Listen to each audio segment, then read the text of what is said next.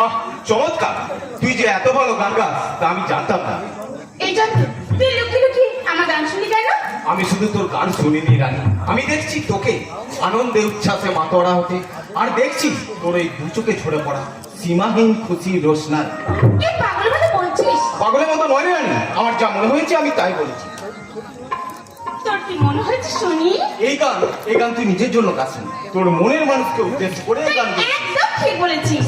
তারপর মনের মানুষটা এরে রানী। পরে বলবো, আছে একজন, তোকে পরে বলবো। আমার একটা মনের মানুষ আছে জানিস। তাই না? ঠিক তা কে তোর মনের মানুষ? এখন না, পরে বলবো। কেন? পরে কেন? আমি যে এখন তার মনটাকে বুঝে উঠতে পারি, বলতে পারি তার অন্তরের ভাষা। আমি তাকে যতখানি ভালোবাসি, সেও আমায় ততখানি ভালোবাসে কিনা তাও আমি জানতে পারি না।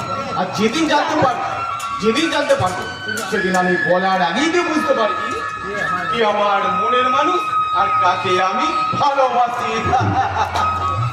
চন্দন, চন্দন, যা বাবা। চন্দন যে কি বলে গেল তা আমি কিছুতেই বুঝতে পারলাম না। কে আমার মনের মানুষ আর কাকে বা ভালোবাসে? আরে তোকে একি বুলেট, হ্যাঁ, আরে আমি সারা তোকে মন প্রাণ দিয়ে ভালোবাসি রে রানী। ফালতু কথা একদম বলবি না। কি জন্য এখানে এসেছিস তাই বল। আরে তোকে দেখতে না আমার হেভি লাগে মাইরি। আর তাই তো তোর পেছনে একটু ঘোরাঘুরি করি। আরে তোর একটু মনে পাবার জন্য। হ্যাঁ, চুপ কর মুখ পোড়া। তোর মতো মেরে কুত্তা ঘরে যাওয়ার জন্য আমি জন্মাইনি। হ্যাঁ, এই মন না অনেক আগে চুরি হয়ে গেছে। আমার বাচ্চা, আমার শিব আমার মনটাকে চুরি করে নিয়ে কে গেছে। আছে? সে আছে একজন, আমার মনের মানুষ রাজা। তাই তো ঠিক করেছি আমি তাকে বিয়ে করবো। তোর কি মাথা খারাপ আছে রানী? নিজের মাস্ত দাদাকে কেউ বিয়ে করে? আরে না না, রাজা আমার মাসুতো দাদা নয়। আর এই কথাটা মামার কাছে শোনার পর থেকে না আমি মনে মনে খুব খুশি। তাই আমি ঠিক করেছি আমি ওকে বিয়ে করে রে যা। মামা বই করে বলেছিল এই কথাটা যেন কাউকে না বলি, কিন্তু তোকে বলে ফেললাম। শোন শুনে এই কথা তুই যেন আর তার কথা ফাঁস করে দিস না। এ রানী, এই কথা ফাঁস না করলেও আমার মনের কথা আমি ফাঁস রাখতে থাকতে পারছি না রে রানী। আরে তোর আবার কি মনের কথা? মামা তুমি যাও না, ওর মনের কথা বলবে। আমি একটু শুনি, তুমি একটু যাও। বল না, এবার বল না। এবার বল না, কে তোর মনের মানুষ বলে ফেল না। আরে তাহলে মন দিয়ে শোন, তাহলে দাদাকে তুই তোর মাস্ত দাদা করে রেখে দে। আরে কারণ আমি তোকে ভালোবাসি। কি বললে? তুই আমাকে ভালোবাসিস? হ্যাঁ, আর ভালো যখন বাসি তোকে তো আমি বিয়ে করবোই। আর বিয়ে যখনই করবো তো চল না, চল এটা জমে দাঁড়ে একটু আনন্দ ফুর্তি করি। ছাড়, ছাড় বলছি, ছাড়। আরে হুঁশিয়ার বলে তোর এত সাহস, তোর এত সাহস, তুই আমার বোনের বেজ্জত করতে হাত তুলে, তোর হাত তুলে আমি মুখে ভেঙে দেবো না জানো?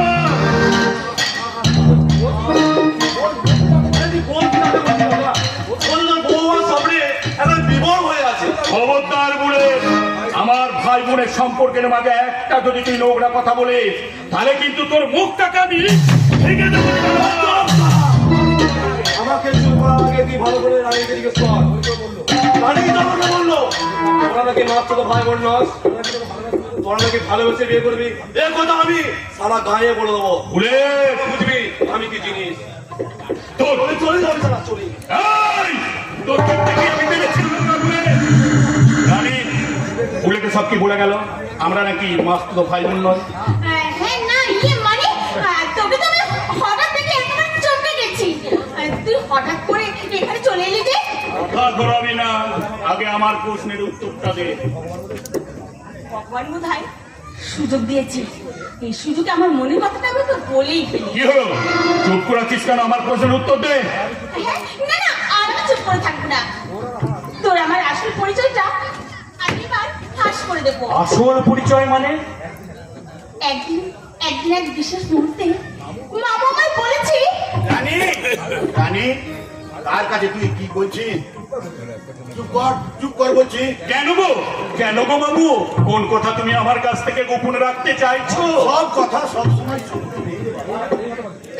এই হতভাগী, তোকে না আমি পয় করে বারণ করেছিলাম যে তুই এ কথা রাজাকে বলবি না। বল কেন বলেছিস? আপনি যে রাজাকে অন্য চোখে দেখে ফেলেছিল মামা। আমি যাকে ভালোবাসি মামা, আমি যাকে ভালোবেসে ফেলেছি। ছোটবেলা থেকে যার সম্পর্কে ভাই বোনের সম্পর্ক নিয়ে এত বড় হয়েছে, তার সম্বন্ধে এরকম নোংরা কথা বলতে তোর জিভটা একটু কামলো না? মনে হতভাগী, এই সারা দুনিয়া জানে তুই আর আমি মাসতুতো ভাই আর বোন। ঈশ্বর জানে আমরা মাসতুতো ভাই বোন নই। কি গো বাবু তুমি বলো না, বাবু তুমি বলো না, তুমি তো আমাকে একটা বলছিলে যে ওকে তুমি রাস্তাটা খুলে এনেছো। আচ্ছা আর একবার বলে দাও না, তোমার মাসতুতো ভাই নাই। মাসতুতো ভাই নাই। মাসতুতো ভাই নাই। রানী!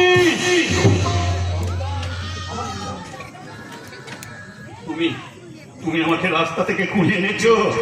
বলো বলো আমি কে, তুমি বলো। তুই আমার আপন ভাগ্নে রে বাবা, মামু! তুই আমার আপন ভাগ্নে। তুই আর রানী, তোরা দুজনেই তো আমার দুটো বুকের পাঁজর। মামু! তোদেরকে নিয়েই তো আজ আমি রাধার কষ্টটা ভুলে আছি। মামু! তোদের দুজনকে দেখে এই দুঃখ আমি আজও ভুলে আছি। আজ রানী তোকে যাই বলুক না কেন, আমি বলছি তুই আমার আপন ভাগনা। তাই যদি হয় মামু, তাহলে তুমি আমার মাথায় হাত রেখে বলো যা আমি তোমার আপন ভাগনা। বলো বলো মামু, বলো। কি হলো? তুমি ওরকম করছো কেন? তুমি আমার মাথায় হাত রেখে তোর মাথায় হাত রেখে আমি সেই মিথ্যে কথাটা বলতে পারবো না রে বাবা। মামু! হ্যাঁ, আমি স্বীকার করছি তুই আর রানী আপন মাসতুতো ভাই বোন নই। আরে সত্যি করে বলো মামু, সত্যি করে বলো আমি কে আমার জন্মদাতা আর কে আমার মা?